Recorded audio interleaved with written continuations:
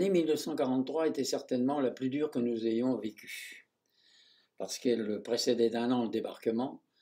Donc tout ce qui présentait un intérêt potentiel pour les Allemands était systématiquement détruit par l'aviation alliée.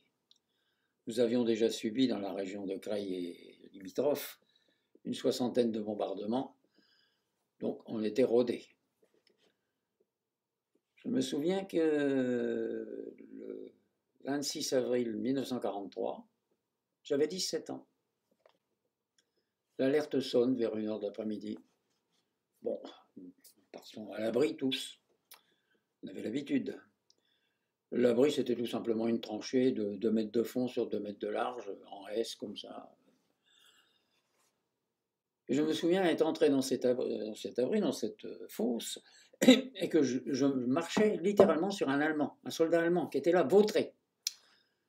Quand j'ai vu son visage, j'ai vu qu'il avait mon âge, un gosse, quoi. Mais on ne pouvait pas le bouger. Il était terrifié, il était liquéfié. Absolument. On marchait dessus, on ne pouvait pas faire autrement. Puis d'un seul coup, ça a commencé à dégringoler. Alors on entendait le dos. J'ai entendu un sifflement épouvantable, et puis bang, quelque chose qui est tombé à 15 mètres de l'abri. Je ne savais pas ce que c'était, bien entendu, on entendait le dos. Puis ça pleuvait de partout. Difficile à vivre. Et puis, le calme revient, fin d'alerte, très bien.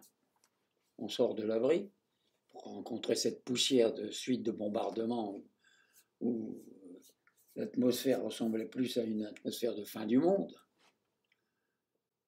Et puis, à une trentaine de mètres de moi, je vois une dame qui était là, à côté d'un jeune garçon qui avait mon âge aussi à peu près, affreusement mutilé, qui disait « Je vais mourir, madame, je vais mourir ».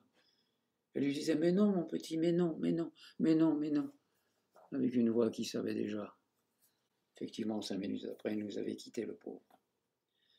Puis j'entends une dame derrière moi qui dit « Oh non, pas encore ». Renseignement pris, la semaine d'avant, sa maison, par terre. Et là, la maison qu'elle habitait chez une amie, par terre. C'est quand même des choses qu'on n'oublie pas.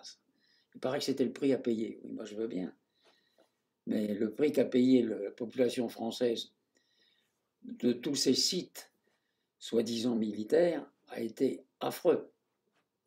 On a payé très très cher. C'était le prix à payer. Ah oui, paraît-il. Puis je me suis souvenu que j'avais entendu un bruit énorme, je vais voir. C'était une roue de locomotive. Elle était comme ça, énorme.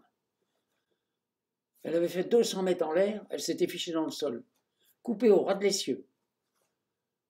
Je vais pour regarder, je pose ma main dessus, elle brûlait. Elle était encore toute chaude. Si ça nous était tombé dessus, encore une fois, nous étions vivants, on en avait réchappé. Ah, quel soulagement. Tous les jours, nous avions notre soulagement. Et puis, je dois dire que les oraisons funèbres à cette époque-là, c'était vite fait, malheureusement.